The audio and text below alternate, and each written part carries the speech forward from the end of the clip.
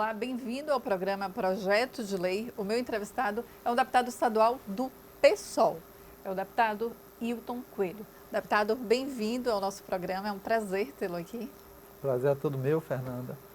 É muito importante esse trabalho que a TV Alba realiza. Vocês aqui da casa sabem o quanto eu sou fã do trabalho que é feito e nós estamos à disposição aqui para dialogar com o povo da Bahia sobre as questões que são apresentadas, vão ser apresentadas aqui.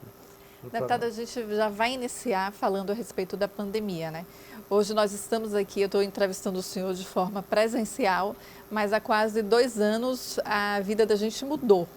Fala um pouco para a gente, nesse período, como foi que o senhor trabalhou, nesse trabalho parlamentar? Bom, foi de fato para todos um trabalho muito difícil, né? Uma realidade cruel, principalmente pelas incertezas. Nós, no início da pandemia, quando o povo brasileiro tomou pé de fato do que seria isso, inclusive os pesquisadores, as pesquisadoras, foi uma espécie de limite do pânico. E eu acredito que o mundo político também viveu isso. Nós aqui na casa vivemos também essa situação. Eu me lembro que nós tivemos uma medição aqui de contaminação e que uma parte, um percentual enorme de servidores da casa estavam contaminados, talvez porque a Alba seja uma espécie de desaguadouro de toda a Bahia também, né? Ela acaba fazendo essa síntese. Vem muita gente do interior, né? né? Muita circulação. Então vocês, numa situação muito vulnerável, todos nós ficamos muito apreensivos de como enfrentar essa situação que era dúvida para o mundo todo e no Brasil, pior ainda, com esse governo negacionista que nós tínhamos desde o início, negando a pandemia, o governo fez o pior trajeto e agora nós estamos vendo, né, o Brasil hoje tem uma situação em que, na média internacional, considerando o número de vítimas do conjunto de países do mundo, o Brasil deveria estar na proporção desses outros países com um pouco mais de 100 mil mortos. Nós já ultrapassamos a marca dos 600 mil mortos. Então nós enfrentamos aqui com essas incertezas, mas ao mesmo tempo com a convicção de que nós precisávamos ser firmes. O poder público precisava ser firme e o poder legislativo também. A Assembleia continuou, não foi, deputado? Continuou os trabalhos, funcionando. votando projetos. Muitos projetos foram votados, quase que exclusivamente relacionados à questão da pandemia, a responder a essa situação de crise. Houve uma espécie de pacto de toda a casa, no sentido de fazer com que o governo conseguisse se movimentar, né, para responder. A oposição e situação se uniram. Exatamente. Nós, como uma oposição muito própria, né, muito particular aqui, porque nós somos o único deputado de oposição que se define como oposição de esquerda na Assembleia Legislativa. Não estamos no bloco da oposição, que nós consideramos uma oposição conservadora. Mas houve esse pacto em geral. E o nosso mandato em particular apresentou, Fernanda, mais de 150 projetos relacionados à pandemia. Nós podemos dizer que nós demos uma contribuição muito significativa. Foi o mandato que mais apresentou projetos relacionados ao enfrentamento à pandemia. Então, indicações como a questão da tarifa zero, tanto de energia como de água, né, do pagamento do fornecimento de água e saneamento, Coelba, Embasa. Né, nós apresentamos esse projeto antes de vir para casa como um projeto do Executivo.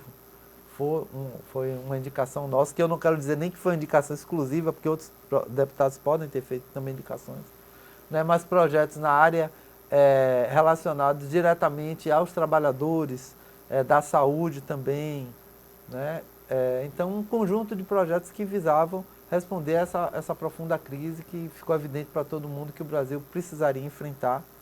E a gente precisava jogar todas as nossas energias, né? Para nós, houve uma alteração não apenas da vida da casa, houve uma perda muito grande, a gente falava aqui, né, dessa volta. O que o senhor sentiu mais falta, deputado, desse aqui do parlamento? Da casa, especialmente com vocês, eu acredito, né, servidores da casa fazem um trabalho espetacular. Eu senti a falta disso e a falta também da tribuna, porque a tribuna tem um elan, né, tem uma perspectiva de de ocupação de espaço, de evidenciar questões da sociedade baiana, aquele tipo de sessão Virtual, né? virtual, ela tem um quê de frieza, de afastamento, de isolamento também, né? E a tribuna é aquele espaço mesmo que você procura evidenciar as situações. Então eu senti falta dessa vida, do conjunto da casa, né? Da nossa TV Alba também, e das transmissões da TV Alba lá no Do plenário plenário. da A gente também Assembleia sentiu também. muita falta. Deputado, o senhor foi vereador de Salvador, na Câmara Municipal do Salvador, e o senhor está aqui parlamentar. Agora eu quero saber a diferença. Eu já entrevistei alguns deputados que eram vereadores e são deputados estaduais. E eles dizem que há uma diferença que lá é mais, por ser no centro, há mais pessoas na Câmara Municipal. Fala qual foi a diferença que o senhor sentiu saindo do Legislativo Municipal para o Legislativo Estadual. Eu acredito que isso daí é um consenso. O contato direto com a população é algo muito significativo. E o espaço da cidade, muita coisa remonta ao espaço da cidade, que é onde as pessoas pisam, né? As pessoas estão transitando pela cidade, elas vão transitar num transporte coletivo que em grande medida é uma concessão do município, né? Elas vão levar seus filhos, grande parte da população de Salvador vai levar seus filhos para uma escola que é uma escola municipal, né? Os espaços de sociabilidade da cidade de Salvador, as praças, os largos, as ruas, enfim, os parques, eles têm uma incidência muito grande direta, né, no cotidiano da administração municipal. Portanto, de alguma forma, isso deságua na Câmara de Vereadores, num posicionamento muito ativo também dos seus servidores, né, servidores municipais. Aí eu queria destacar aqui áreas como a educação. Eu aprendi muito com as educadoras de Salvador. Eu fui membro da Comissão de Educação da Câmara Municipal de Salvador e foi uma experiência espetacular, porque nós visitamos muitas escolas para discutir esse cotidiano das escolas.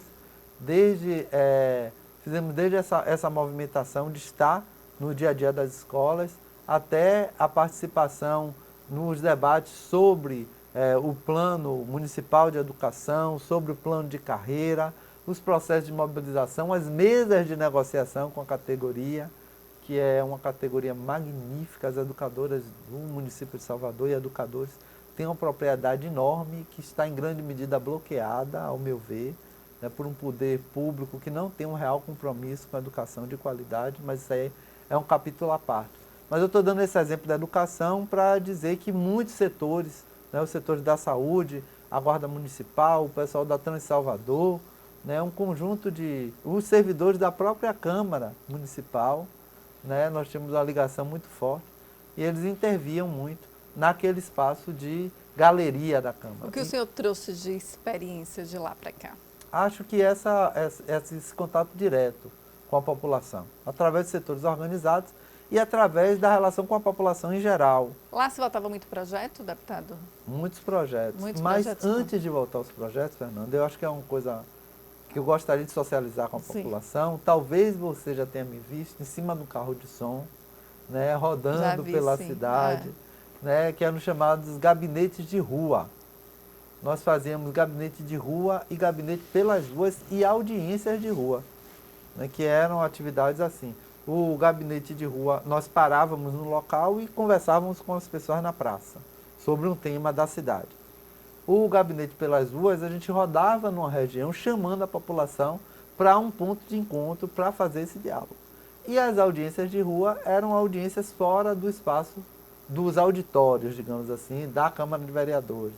Então a gente fazia audiência num largo, numa praça pública, colocava as coisas lá, conseguia articular uma emenda de alguém que estava apoiando, uma emenda do Fio, e colocava o data show para dialogar com a população sobre os temas. Pra você ter ideia, nós fizemos mais de 250 atividades com esse caráter de relação direta com a população. Então foi uma experiência muito rica, de modo que quando nós chegávamos na Câmara de Vereadores, a gente vinha com esse olhar da população, fazer o debate sobre as questões da cidade, né? Então Para mim foi uma experiência muito rica. Então tem essa diferença.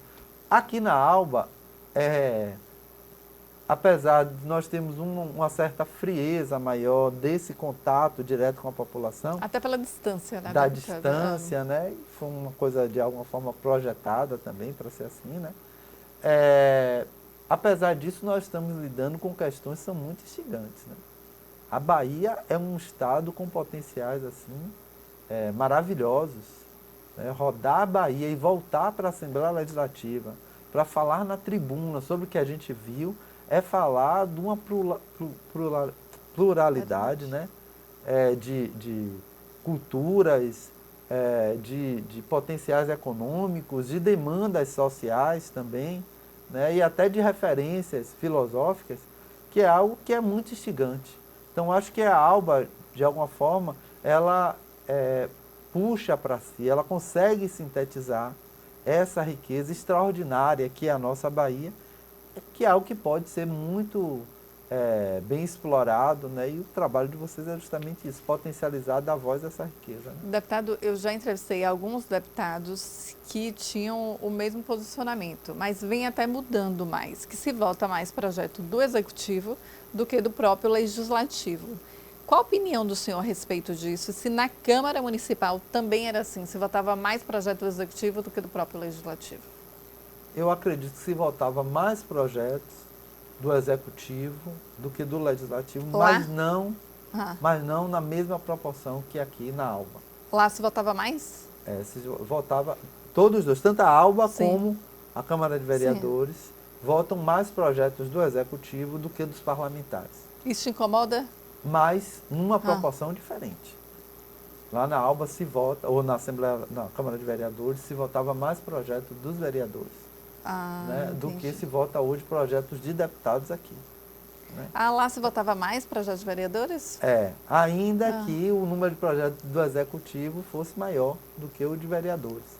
Mas aqui a proporção, o desnível é ainda maior, isso que eu quero dizer. Entendi. É mais do Executivo, mas o desnível aqui é maior. Entendi. Então, acho que existe um problema muito grande de uma visão de totalidade da Bahia. A Alba, de alguma forma, ela reflete uma visão da política muito fragmentada. Isso te incomodou quando o senhor chegou aqui? Te incomodou isso de votar mais executivo do que legislativo? Me incomoda, por um lado, e me instiga por outro. Né? Como eu disse, se a gente vivesse num território, digamos assim, em que os potenciais não tivessem tão evidenciados, isso apenas me incomodaria. Mas como eu vejo os potenciais da Bahia, isso me instiga, porque nós vamos dialogar com a realidade da Bahia e percebemos o quanto a Alba pode ser muito mais um espaço de debate, ainda que ela seja um espaço de debate muito significativo. Não vamos desprezar aqui. Eu já participei de audiências públicas muito representativas aqui, ainda que isso não se reflita muito em projetos de deputados, mas como espaço de debate, a Alba é um espaço muito rico, muito importante. Né? Onde você acha que é o coração da Assembleia Legislativa? O plenário ou a comissão? Eu acho que são as comissões. E eu acho que você foi no ponto-chave, certo? Quando não se tem uma boa preparação, através do trabalho das comissões, não se pode ter um debate em plenário que seja qualificado. Eu também acho. Eu acho que as comissões, eu sempre como repórter, valorizei muito as comissões, porque eu acho que aquilo ali, além de um ensinamento, há um debate muito grande e a importância é gigantesca ali, né, deputado? É um momento em que a gente consegue aprofundar, não só porque você tem tempo para falar, como diria Valdir Pires, né? Ele falava muito sobre isso, sobre a importância das comissões. Então, não só porque você tem mais tempo para falar, porque o número é menor, então você pode, né? Como também é o espaço de escuta também da população, né? Se a gente for falar de cotidiano da Alba, o principal momento de escuta são as comissões, através das audiências públicas, através de reuniões que possam ser feitas, não tão formalizadas. Né? É algo um pouco que eu sinto falta da Câmara de Vereadores. Quando eu fui da Comissão de Educação, a gente fazia as chamadas reuniões ampliadas. Aqui não está tão institucionalizado, sabe? Mas acontece também. Reuniões ampliadas, que você chama representantes da sociedade civil para aprofundar um determinado tema, sem necessariamente precisar ser uma grande audiência pública, uma coisa intermediária, né? Entre a ação apenas do parlamentar e uma grande audiência pública. Mas entre esse debate mais específico e as audiências públicas, esse tipo de funcionamento, as comissões elas amadurecem muito as questões, elas podem permitir que a gente olhe por determinados prismas que não estão ali colocados, né, numa primeira abordagem, e que a gente possa construir consensos que sejam mais inclusivos, que respondam mais, que contemplem mais os anseios da população, né? Então, eu acho que existe sim, em grande medida, esse problema. Que é o problema das casas legislativas, né? Em geral. Se privilegia muito pouco o funcionamento das comissões. Aqui eu tenho a sorte de participar de algumas comissões que têm um bom funcionamento, Concordo, né? A comissão da promoção da igualdade racial e de gênero, a Comissão de Direitos Humanos e a Comissão de Educação são comissões que têm um bom nível de funcionamento. Mas o ideal é que a gente aprofunde isso e que consiga, nesse sentido, gerar um conteúdo que vá de maneira mais qualificada para o grande debate do plenário, né? Deputado, o senhor tem um projeto de lei que está tramitando aqui na casa, que é o Despejo Zero, não é isso? É isso. Mas a gente vai falar após o intervalo. A gente volta já já.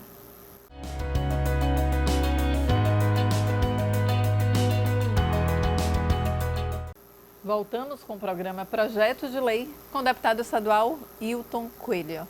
Deputado, a gente falou no bloco anterior a respeito do projeto de lei do senhor, que é o Despejo Zero. O que é esse projeto, deputado? Explica um pouco para a gente a respeito dessa proposta. Bom, o projeto de Despejo Zero, primeiro, dialoga com a demanda que é histórica no Brasil. É uma situação inaceitável. Nós temos o direito à moradia como um direito garantido no artigo 6º da Constituição, né? Então, é um direito essencial da população brasileira. Nós temos um país que tem um território enorme, inclusive a maior quantidade de terras férteis, a maior diversidade de solo do mundo está no Brasil, né, com todas as possibilidades de juntar moradia com produção, né, de uma produção primária, mas isso permanece como um problema grande. E ao lado disso, um problema da especulação imobiliária, que também é gigantesco. Pra você ter uma ideia, tem mais família, apesar do Brasil estar numa situação muito difícil, inclusive do ponto de vista dos dados internacionais, numa situação muito difícil do ponto de vista da moradia. Nós temos mais imóveis servindo à especulação imobiliária do que famílias que precisam de moradia. Imagine que país contraditório nós vivemos, né? Tanta terra sem fim social, tantas possibilidades de nós resolvermos o problema da moradia, relacionado inclusive à produção, e ao mesmo tempo um setor muito expressivo, com muita musculatura da especulação imobiliária, que simplesmente rasga a Constituição, mantendo aqueles imóveis ali sem qualquer função social, certo? Então, em função disso que existem movimentos que se organizaram e são referências internacionais também, aqui no Brasil todo, né, o MTST em São Paulo, cuja principal referência é o companheiro Guilherme Boulos, né, é hoje uma referência importante. E aqui na Bahia a gente tem movimentos como o MSTB, o Movimento dos Sem Teto da Bahia, que faz uma abordagem sobre essa problemática e que levanta dados, são muito importantes, como os dados da cidade de Salvador. Cerca de 110 mil famílias hoje moram em situação de precariedade ou simplesmente não tem onde morar. Um número muito expressivo, né, muito deputada? expressivo, né? E na Bahia isso está em torno de 400 mil famílias. Certo? Pense isso aí multiplicado por pessoas, porque nós estamos falando de famílias, né? Unidades que servem a família. Pode chegar até 1 milhão, né? Ou Pois mais. Entendeu? Então, uma situação de muita dificuldade, e foi em função disso que, numa articulação com o Movimento Nacional Despejo Zero, nós demos entrada nesse projeto aqui na Assembleia Legislativa, que já tem um apoio grande, né? Eu comentava antes da nossa entrevista aqui, né, o número de deputados que estão entrando como coautores, né, desse projeto. Deputado, o senhor disse que tem um número grande. Qual a quantidade de deputados que já entraram como coautores? Já são, junto conosco, com 11 deputados. São muitos, né? São de muitos. 63 deputados. De 63 deputados. Geralmente a gente vê 2, 3 deputados assumirem coletivamente a autoria de um projeto, no máximo 4. Esse nós temos 11 deputados. O Né? senhor acha que essa proposta passa aqui na casa? Onde está esse projeto agora? Já está na Comissão de Constituição e Justiça? Isso. Já está, e eu acho que ele tem um apelo do ponto de vista do argumento muito forte, Fernanda. Qual é o apelo?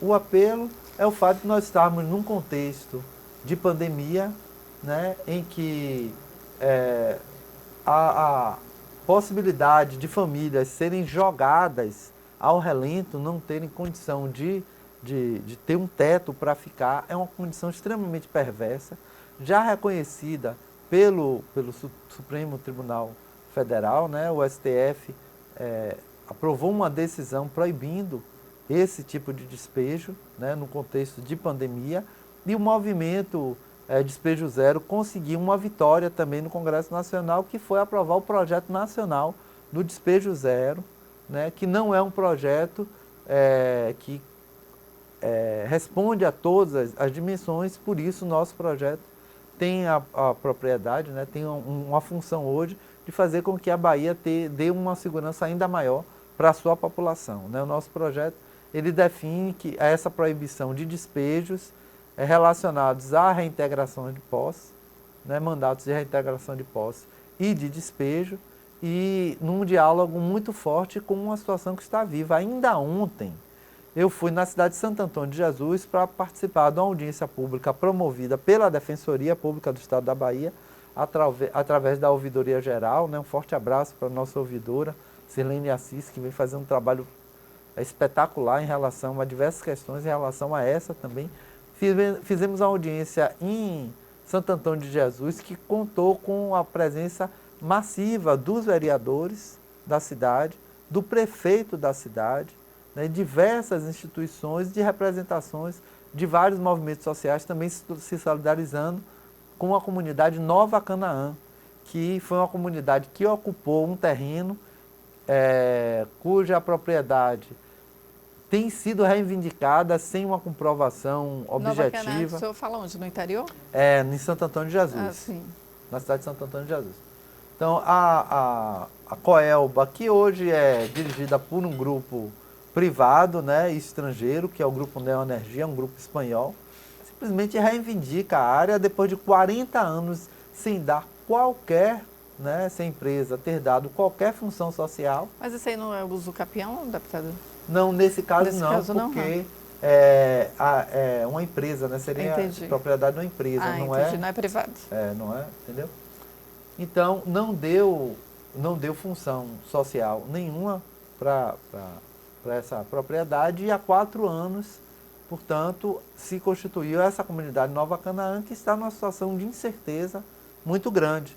Né? O nosso projeto, em sendo aprovado, vai reforçar a perspectiva que nesse contexto de tanta dificuldade, não é só uma dificuldade de saúde, é uma dificuldade no emprego das pessoas, na capacidade de sobrevivência, né? A inflação estourando, todas as referências aí de possibilidade de um bem viver da nossa população. Então, nesse contexto, vão estar proibidos os despejos. Né? Nós estamos, como eu disse, o projeto já está na Comissão de Constituição e Justiça, e nós esperamos que ele venha o mais rápido possível ao plenário, e acredito que não vai haver uma resistência para aprovação, dada a situação de gravidade, né, da situação social do nosso país, que só aumenta. Né? Deputado, antes de iniciarmos a entrevista, a gente estava conversando... Fernando, só um ponto aqui. Tá. Eu acho que esse projeto de Despejo Zero, ele precisa ser utilizado também para nós fazermos um debate sobre moradia no Brasil. É inconcebível, nós não podemos ter essa situação em que o bom senso não prevaleça.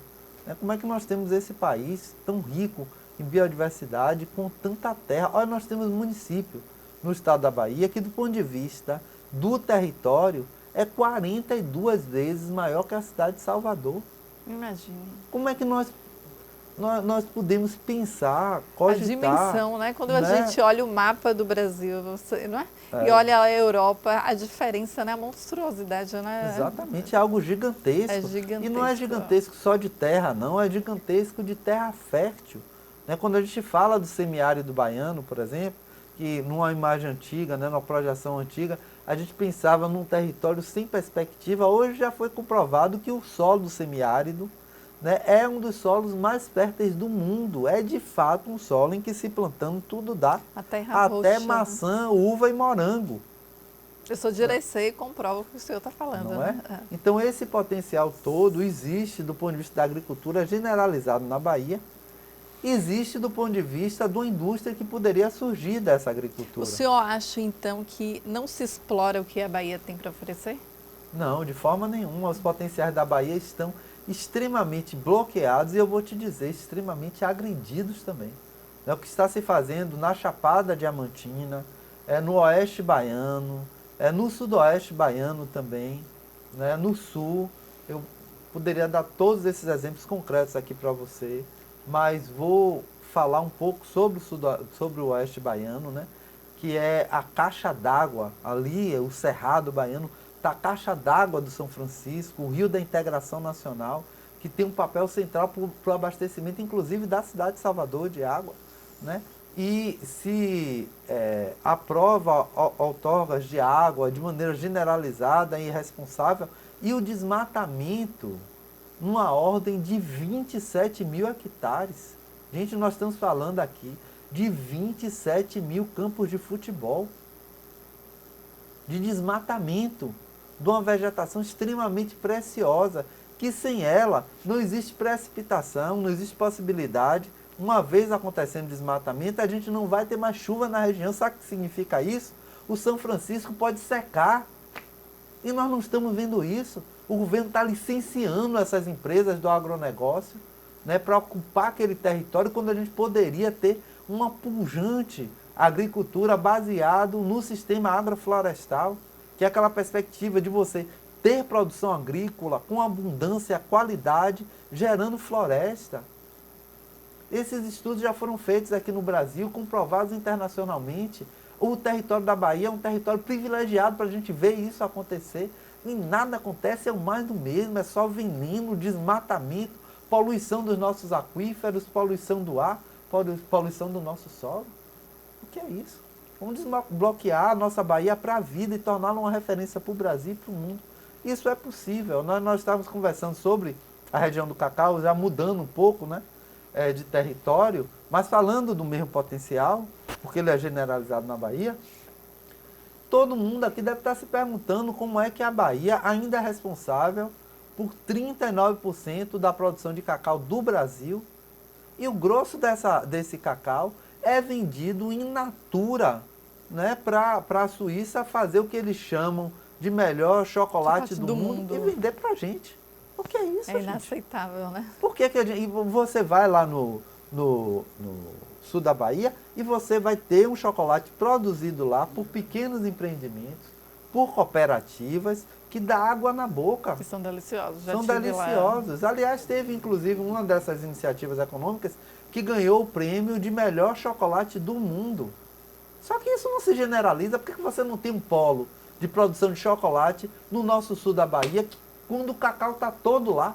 E eu vou te dizer mais, o cacau tem uma propriedade muito significativa, porque ele é um tipo de cultura que viabiliza a convivência com diversos outros tipos de cultura, ou seja, é floresta. Entende? A gente pode ter uma policultura generalizada na região do Oeste Baiano, que sirva para alimentação de qualidade diretamente daquela população, para exportar para Salvador, parar de comer veneno, porque eu não aguento mais pegar aquela manga tome cheia de veneno, a manga desse tamanho, você vê ela belíssima por fora, quando você abre, a manga está toda apodrecida, aquilo ali é veneno, né?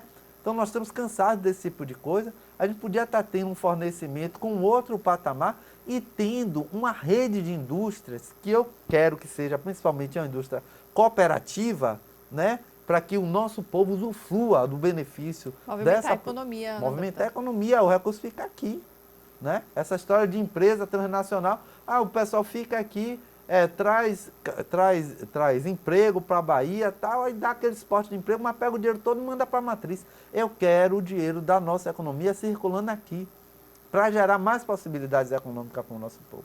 Esse me parece ser o principal problema que nós temos numa Bahia que, como nós comentávamos antes, né, da entrevista, é sexta economia do Brasil, mas 22º estado em condições sociais de vida. Santa Catarina contrasta conosco, porque é a sexta economia, também fica sempre rivalizando com a Bahia, só que é o primeiro índice de desenvolvimento humano. O senhor estava, a gente estava comentando, o senhor falando desses dados, e o senhor fez um dado já desde há 20 anos, né, deputado? Isso. Então, explica para a gente esse dado que o senhor fez, essa comparação que o senhor fez do governo PT e antes do governo PT. Antes dessa experiência de 16 anos, que já vai completar 16 anos, nós estávamos na condição de 24º estado em índice de desenvolvimento humano. Então, nós éramos sexta economia e subimos 2 pontos. É muito pouco. Né? Eu não quero nem invejar Santa Catarina, porque Santa Catarina foi no movimento inverso, é sexta economia e primeiro índice de desenvolvimento humano. Eu só queria, digamos assim, a média, que nós fôssemos, se não o sexto desenvolvimento humano, mas o 7º, 8º, a gente ia ver como essa terra do inhame, né? Essa terra do aipim, essa terra do umbu, essa terra do cacau, essa terra do dendê, né? Esse é o melhor território do mundo para ser exemplo positivo para o mundo. Não é para a gente dar lição produtiva, não é para concorrer com ninguém, não. Não é para estar bem no ranking, não. É para dar exemplo de coisa boa, de mostrar que a humanidade pode, inclusive, ser preservada. Porque o que a gente está vendo, a gente está falando aqui de território, o grande dilema da humanidade hoje não é se ela vai acabar com o planeta ou não. O planeta vai continuar existindo, mas ele pode continuar para as baratas, para os outros bichos. Não para o bicho homem, para o bicho mulher. Deputado, para nós ele vai acabar. Essas críticas que o senhor fez foi em relação ao governo atual e que é do PT. O senhor já foi do PT. O senhor se filiou ao partido em 1989 e ficou até 2005. 87. De 87 até 2005, Isso, desculpe. Exatamente. Agora, meu questionamento é o seguinte, por que o senhor deixou o partido e foi para o PSOL? Hoje o senhor é aqui na Assembleia Legislativa uma oposição de esquerda, né? Explica para a gente o que é oposição de esquerda, porque muitas pessoas conhecem que é oposição, mas o que é a oposição de esquerda? A oposição de esquerda, ela é mais ferrenha? É o quê? Exatamente. A primeira parte, por que eu saí? Fiz duas perguntas. Né? Por que eu saí do PT? Sim. Primeiro, porque o PT que eu conheci no movimento estudantil. E lá nós tínhamos um núcleo do PT, né? Um grupo que discutia as ideias, nós discutíamos a situação do país, a gente discutia novos valores dentro da minha escola, que era a antiga Escola Técnica Federal da Bahia, que hoje é o IFBA. Né? Então, a saudação a Luzia Mota, né, a nossa reitora, a atual reitora, que está fazendo um trabalho espetacular no nosso IFBA, que naquela época chamava Escola Técnica Federal. Isso daí não era a exceção da minha escola. Né? Nós tínhamos debates políticos generalizados pelos mais diversos segmentos da sociedade, estimulados pelo PT. Naquela época eu tive contato com debates sobre como dívida pública, dívida externa, a questão agrária no Brasil, o problema da moradia, né? O problema do respeito à diversidade sexual, já naquela época, né? Parece uma coisa nova, mas naquela época a militância já discutia essas coisas. Era um espaço de construção de um programa que, ao meu ver, estava muito sintonizado com a realidade do Brasil e que apontava para transformações de fato.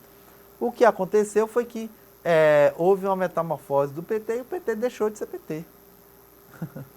E aí você me pergunta, sim, Hilton, você saiu do PT para continuar sendo PT? Não, porque a realidade vai mudando, né? O mundo muda, né? Novas questões vão aparecendo, mas nós não quisemos, nós nos recusamos, eu fiz parte de um segmento do PT que se recusou a ceder em relação ao que seria central de uma proposta de transformação da realidade. Então, nós temos diversos objetivos.